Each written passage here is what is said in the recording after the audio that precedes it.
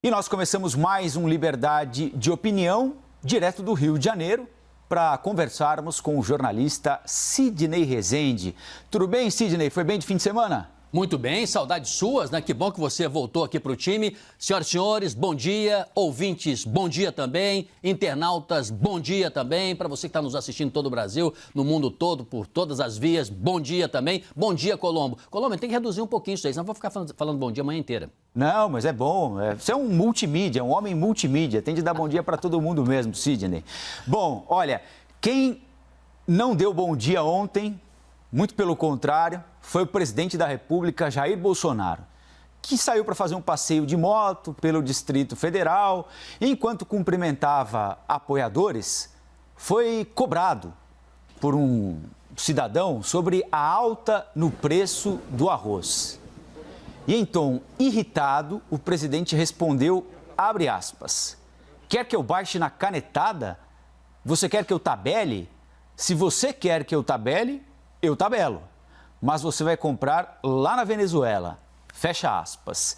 Sidney, nós estamos falando de um produto fundamental na mesa do brasileiro, né? Arroz, feijão, uma mistura, como costumam dizer, né? Quando sobra dinheiro, carne, quando não sobra ovo.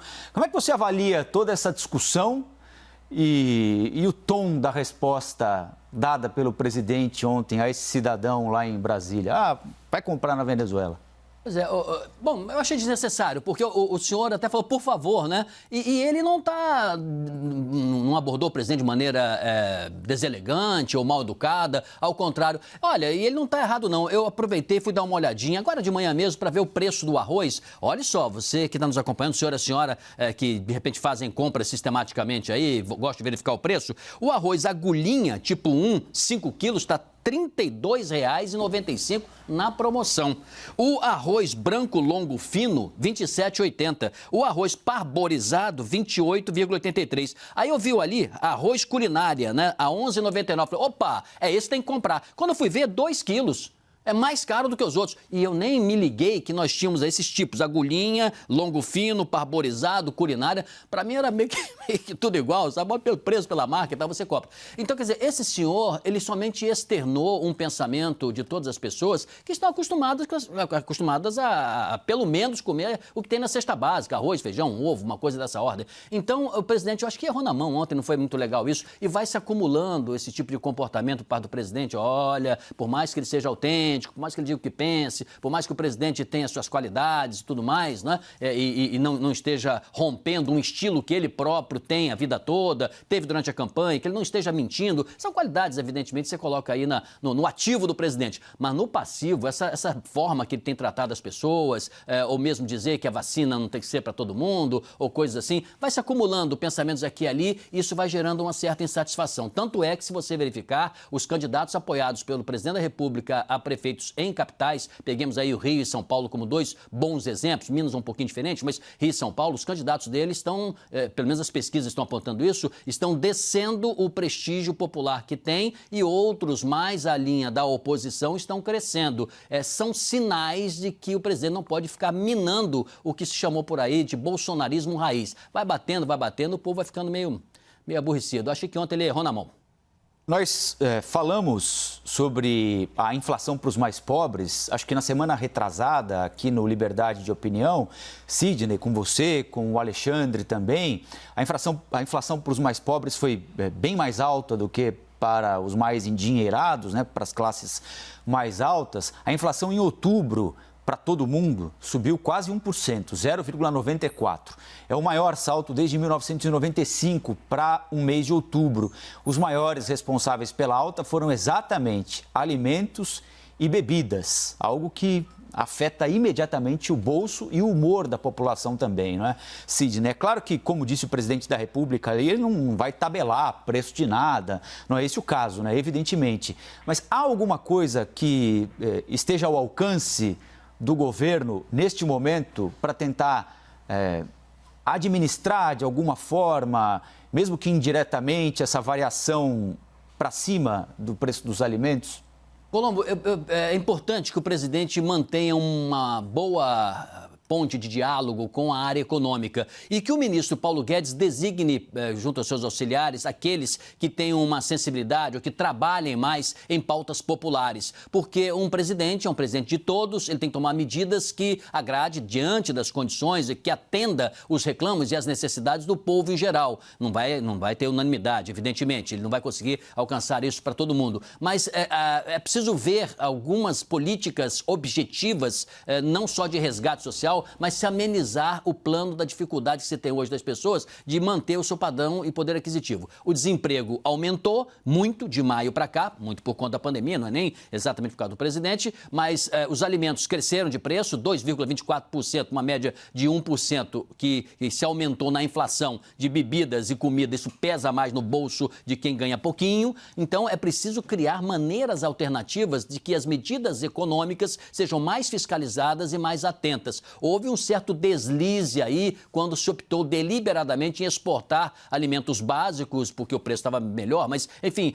não se teve uma sintonia fina por parte do Ministério da Economia que pudesse, pelo menos, reservar uma boa quantidade para não deixarmos as prateleiras vazias, como estamos, ao ponto de termos que importar lá de fora, e isso só vai ser solucionado lá para janeiro, fevereiro. Então, quando você começa, não tem emprego, não tem dinheiro, salário apertado, dificuldade de toda ordem, as pessoas estão sem dinheiro no bolso, estão apertadas. Quando você vai acumulando esse tipo de coisa e ainda que pagar mais pela cesta básica, é uma falta, de certa maneira, de cuidado ali no varejo, não é nem no atacado, no varejo da política econômica, para o presidente ter um pouco mais de tranquilidade. Senão vai acontecer o seguinte, toda vez que ele for caminhar, como foi na cidade satélite de Cruzeiro ontem, ele vai ouvir cada vez mais gente questionando, não só o preço do arroz, mas outras coisas também. Eu acho que o presidente deveria estar um pouco mais atento e conversar isso com a área econômica. Bom, vamos falar sobre vacinação contra a Covid-19. Nem há vacina ainda, né? Embora as notícias sejam boas, nós acabamos de trazer aqui na CNN a informação de que há avanço na vacina que está sendo pesquisada lá na Inglaterra, a AstraZeneca, a Universidade de Oxford. As vacinas chegarão em algum momento, mas uma discussão que se antecipou à chegada da vacina é sobre a obrigatoriedade ou não da vacinação contra a Covid-19 aqui no Brasil. Discussão que chegou ao Supremo Tribunal Federal. Há 4 ações sobre o tema. O ministro Ricardo Lewandowski, relator das ações, decidiu que vai levar ao plenário a análise. Já o presidente do Supremo, ministro Fux, disse que deve haver uma judicialização dos critérios a serem adotados para a vacinação. Sidney, nós estamos falando de liberdade de um lado, de saúde pública do outro. Essa decisão sobre obrigatoriedade ou não de vacinação da sociedade é de competência do Supremo? Bom, Colombo, eu errei e acertei, né? Peço desculpas pelo meu erro e também não vou fazer propaganda do meu acerto. Mas onde foi que eu errei, basicamente? Eu entendia que havia possibilidade e espaço dessa situação ser resolvida, esse impasse entre o presidente que diz, e é importante que as pessoas têm que ter liberdade até para não vacinar, portanto, nesse caso, ele não seria a favor da vacinação obrigatória, e eu entendia que isso seria resolvido antes de isso ser levado à justiça, né? Eu imaginei que isso acontecesse antes. Então, eu errei, porque agora o caso já está na justiça, apesar de não ter uma data ainda para definição. Onde que eu acertei, né, no sentido dessa discussão? Que daqui para frente, cada vez mais, o STF não vai tomar decisão monocrática, vai tomar decisão coletiva, o plenário vai decidir, né? Então, é isso que vai acontecer. Veja bem, não vamos agora ficar batendo o bumbo dizendo assim, o Supremo está entrando no circuito porque o Supremo quer bloquear o presidente Bolsonaro. O Supremo foi acionado por partidos políticos, e 4 deles, sendo que um deles, inclusive, perfila ao lado do presidente, é o PTB. O PTB é a favor de não existir a obrigatoriedade por parte do cidadão de tomar uma vacina, quando ela existir, contra o coronavírus. E os outros 3, que são partidos oposicionistas, né, tanto a Rede como o PSB, eles se colocam do outro lado, é que deve ser uma vacinação obrigatória. Qual é a ideia dos 2 lados? você ter a liberdade, portanto, você não precisaria ter a obrigatoriedade de vacinar. E o outro é, você deve sim obrigatoriamente vacinar, porque se você não vacinar, põe em risco a coletividade.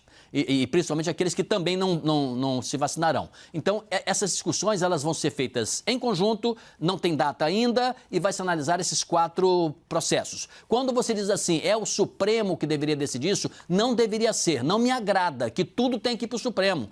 Isso já é discutido dentro do Legislativo, dentro do Executivo. É preciso deixar o país com seus poderes também, governarem, atuarem, tomarem suas decisões, sem tudo ir para a Justiça. Parece que você está procurando sempre a mamãe, o papai, o irmão mais forte, né? Para tomar uma decisão que pode ser sua. Mas o caso está na Justiça. Não pode o STF também agora não tomar essa determinação, não tomar essa decisão.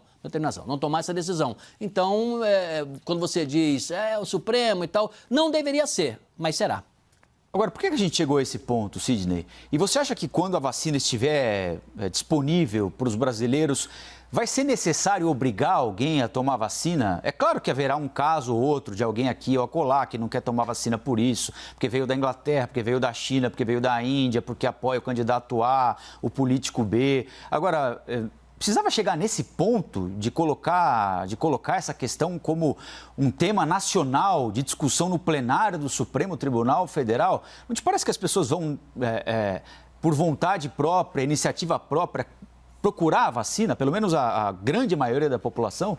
Colombo, você é um homem de diálogo, eu também me perfilo ao lado de pessoas assim, né? Eu procuro, pelo menos, dialogar, respeitando a opinião alheia, para que respeite a minha também. Não deveríamos chegar a esse ponto, mas a polarização política do Brasil e do mundo, a partidarização, as eleições mais adiante, menos a desse ano e mais a 2022, está colocando autoridades e líderes políticos do Brasil em confronto, e a população perde com isso. O meu maior temor, Colombo, não é nem chegarmos onde já estamos, é irmos além, em algum momento, pais de família, o senhor e a senhora, pense nisso, mais adiante, tomar a seguinte decisão: meus filhos, bebezinhos, não tomarão vacina contra a poliomielite, por exemplo. Porque se você começar a colocar suspeição sobre a seriedade das vacinas, a eficácia das vacinas, você pode levar pessoas ignorantes, no sentido de não conhecer a ciência, não ter tudo sobre a mesa para tomar decisão, a achar que não tem que tomar vacina nenhuma.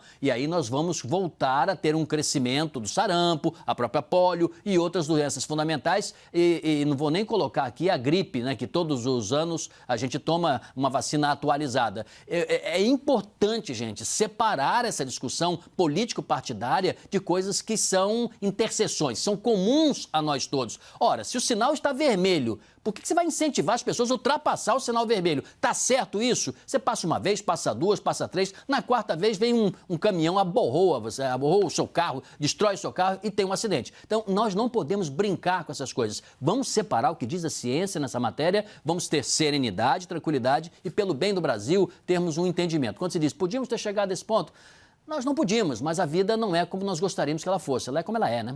É isso aí, a vida é como ela é. E a vida anda difícil para 2 ministros do presidente Bolsonaro que se desentenderam aí em redes sociais, agora anunciaram a pacificação da relação entre eles e nos próximos dias nós veremos até que ponto essa pacificação é verdadeira ou não. O ministro da Secretaria de Governo, Luiz Eduardo Ramos, e do Meio Ambiente, Ricardo Salles, como eu disse, em redes sociais, ontem, domingo, deram como encerradas divergências entre eles. Na semana passada, Salles usou as redes sociais para criticar Ramos. Ele chamou o ministro Ramos de banana de pijama e Maria Fofoca. Salles depois pediu desculpas e admitiu que se excedeu. Já o ministro Ramos disse que as diferenças foram apaziguadas. Ontem ele foi perguntado naquele passeio de moto com o presidente, disse que não há briga, porque briga só há quando 2 querem brigar. E como ele não quer brigar, então não tem briga de um só, né? Rodrigo Maia e Davi Alcolumbre, respectivamente presidentes da Câmara e do Senado, se manifestaram em defesa de Ramos. Eles tomaram um lado na briga, ao dizer que críticas públicas desgastam e destroem o governo. Aliás, o presidente da Câmara foi duro, não é, Sidney? Ele diz, olha, depois de destruir o meio ambiente, o ministro Ricardo Salles quer destruir agora o próprio governo, né? Como é que você avalia essa troca pública de críticas entre membros do alto escalão? Lembrando que recentemente houve um outro episódio grave também, não é, Sidney? Entre o ministro Marinho e o ministro Paulo Guedes, Rogério Marinho e Paulo Guedes. Colombo, vamos olhar as coisas pelo ângulo bom, né? Que bom que o ministro concordou, admitiu que ele se excedeu. Passaram-se os dias, pensou um pouquinho, refletiu, viu que se excedeu, pediu desculpas ao general Ramos. Que bom que o general Ramos, homem maduro, enfim, ainda que possa ter ficado magoado, passou por cima disso. Não há briga, tudo bem, fumaram lá o cachimbo da paz e tudo bem. Que bom, acho que esse é um ângulo muito bom. Daí você dizer assim, mas isso é 100% verdade? Será que não rolou uma mágoa aí e tal? Desnudou uma relação conflituosa dentro do governo e ela não está totalmente debelada. Vou dizer por quê para o senhor, para a senhora e para você, Colombo. Se pronunciaram favoravelmente ao ministro Salles, porque você citou quem se pronunciou favoravelmente, o ministro Ramos, não, o general Ramos, mas favoravelmente o próprio filho do presidente, Eduardo Bolsonaro, ele disse, força ministro Salles, apoiando Salles, o Brasil está contigo e apoiando seu trabalho. A Bia Kicis, deputada, Carolina Detoni, deputada, Vicente Santini, assessor especial do próprio Salles, o Jorge Seif, secretário de Agricultura e Pesca, o Seif, inclusive, disse assim, sabemos quem é quem nesse governo, tamo junto. Quer dizer, antes de pedir desculpas. Então, o Salles não está sozinho. Ele fala chancelado pelo filho do presidente, ele fala chancelado pela sinalização do presidente que está de acordo com a política de meio ambiente que o seu ministro anda tocando, senão o afastaria, o advertiria. Embora surgiu aí na mídia, eu não tenho informação segura, eu não tenho informação segura sobre isso, mas que o presidente Jair Bolsonaro teria feito uma intervenção ali junto às partes, no sentido de eles se entenderem. Se o presidente fez isso, acertou, porque ele disse antes que não o faria. Eu até critiquei aqui o presidente porque não faria, acho que ele devia fazer. E até disse que devia ter alguém dentro do governo para fazer esse meio campo, né? Se o presidente fez, ótimo, deu resultado. Se o presidente não fez, que bom que as partes se entenderam. E vem o ponto aí que não é o lado bom da história, né? Eu vou encerrar agora com um lado um pouco complicado, é que a ferida pode não ter cicatrizado totalmente. Mas eu sempre acho que é melhor o entendimento do que a gente brigar com um colega, algo assim. Você pode às vezes se desentender, até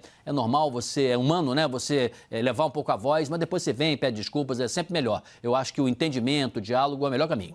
Agora, Sidney, como é que você avalia a situação do ministro Ricardo Salles no governo Bolsonaro? Você citou aí, ele tem apoio de algumas figuras, né, importantes, como, por exemplo, o filho do presidente da República, Eduardo Bolsonaro, alguns deputados ligados ao presidente da República já há muito tempo, desde o período da campanha eleitoral. Por outro lado, ele tem se envolvido em algumas disputas duras de serem enfrentadas, né? Essa agora, recentemente com o vice-presidente Hamilton Mourão também, que o criticou por ele ter retirado ou anunciado a retirada de brigadistas que estavam combatendo o incêndio no Pantanal por falta de dinheiro. Isso aconteceu uma vez lá atrás, aconteceu de novo agora na semana passada, e nas duas vezes o vice-presidente Mourão disse, olha, eu não fui avisado, nós podemos liberar o dinheiro, não tem por que chegar nesse ponto. É confortável a situação do ministro Salles no governo? Olha, ele é casca grossa, né? Confortável, desconfortável, ele continua na mesma batida dele. Parece um pouquinho aquele filho adolescente que o pai e a mãe, para controlá-lo, né, começa a cortar um pouco. Diminui a mesada, depois suspende a mesada, depois diz que ele não vai poder ouvir o som dele alto no quarto, depois define um horário para ele voltar para casa. Ele está perdendo espaço. Também é aquele molequinho do videogame do come-come, né? Come um pedaço, come outro, come outro. Por quê? Porque o general Mourão trouxe um pedaço para si. E está dialogando com líderes internacionais em favor do meio ambiente, desenvolvendo lá o seu trabalho na região amazônica, no sentido de amenizar tanto o desmatamento como as queimadas. O general Mourão tem feito isso, é um ponto. O general Ramos, agora com esse desentendimento, ele é um articulador junto ao Congresso. Já o ministro Salles ficou sem mais um pedaço junto ao Senado e à Câmara, julgar pelo que disseram os presidentes da casa. Então, ele vai caminhando para isolamento, ainda que apoiado pelo filho do presidente e por outros bolsonaristas chamados de raiz ou mais radicais. Eu observo ele perdendo espaço dentro do governo,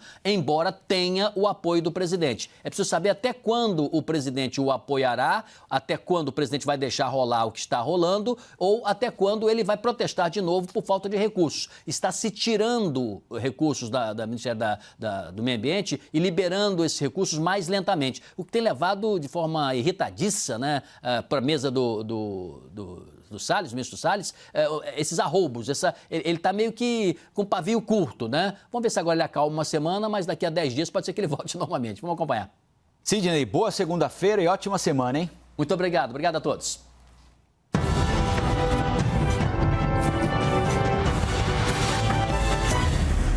As opiniões emitidas pelos comentaristas do quadro não refletem necessariamente a posição da CNN.